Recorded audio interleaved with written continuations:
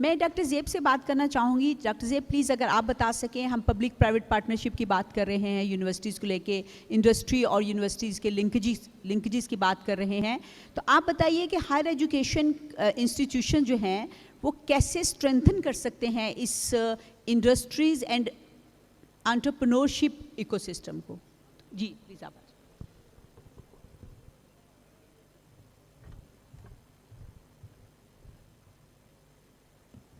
Bismillahirrahmanirrahim. Chairman PHEC, Honourable former Chancellors, former Vice Chancellors and present Vice Chancellors, and esteemed guests, Assalamu alaikum. I'm actually a Professor of Chemistry at Punjab University, but at this moment I'm Vice Chancellor for University of Home Economics. And I have to be very honest, on the 26th of February 2025, when I took over the charge as Vice Chancellor for this particular university, it was actually like a ghost town. I couldn't really see much activity going on there or anything like that. And just in this particular instance, I will probably give a recommendation for this actually at the end. Now, what I would just want to say here is that the main thing that I thought that the first thing I should do is actually talk to my faculty and my students. That which direction do they actually want to move in? Because home economics, it's a very sensitive subject, but it's a very, very brilliant subject as well. So what I did first of all was I identified all the different subjects, where I can move forward with industry, and also where I can move forward with society and the community. Now, I had to go in two different paths for that. And what I did then was I let the students, I let them move whichever direction they wanted to move in. They were moving in interior designing, they were moving in textile fashion and design, they were moving in their food and nutrition subjects. They were very happy with that. We also have computer sciences as well. So digital literacy was another thing that we were actually trying to promote, obviously, in this university as well. So what I've done actually while I've been there for the past 6 months, I have managed to actually equip the students with a knowledge of digital literacy. That's the first thing that I did. I'm also having interactive courses with short courses with the community where they can come and learn about different aspects of digital literacy. The other thing that I'm doing as well is that for industrial linkages for higher education in this particular university, I've actually pinpointed those particular industries where interior design can be used, and for this particular aspect what I did was I talked to Honda Atlas. Now Honda Atlas, you're probably thinking, what has a car manufacturing company got to do with interior design? Well, Honda Atlas actually wanted to change the design of their particular seats in their cars.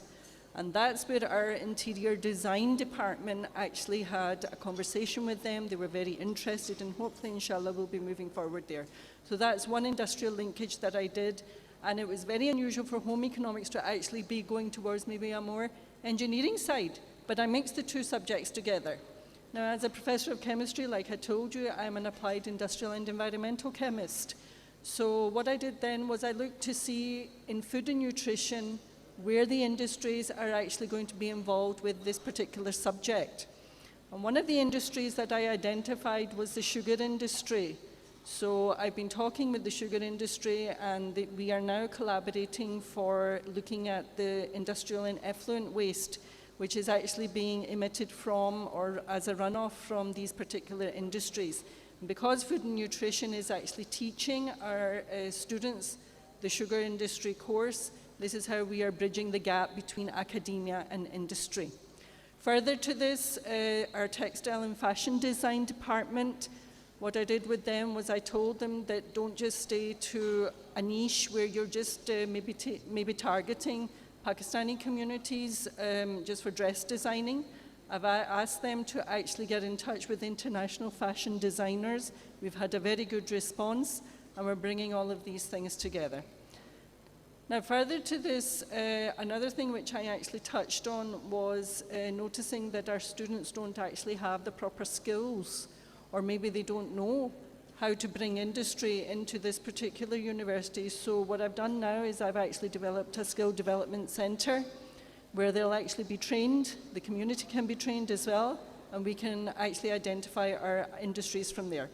One final thing that I did as well is, oh, my time is up, but there's just one actually progress that I'd just like to tell you about, and I'm actually very excited about this because this has all happened in the first 6 months. What I just want to say is I've actually collaborated with Korean universities, and we're actually going to be introducing K-aesthetics. And for that, we'll be training our students as entrepreneurs for actually health and these kind of subjects. So I'd just like to say that there, this is what's been done at University of Home Economics, and we're still continuing with it. This is how we're actually bridging our gap for academia and industry. And just one recommendation I would just like to say here is if you think big, you become big. And we have 16 beautiful acres of this university, but we would like to extend this to maybe 160 acres, where we can actually further our skills in this particular university. Thank you very much. Thank you, Dr. Zaib.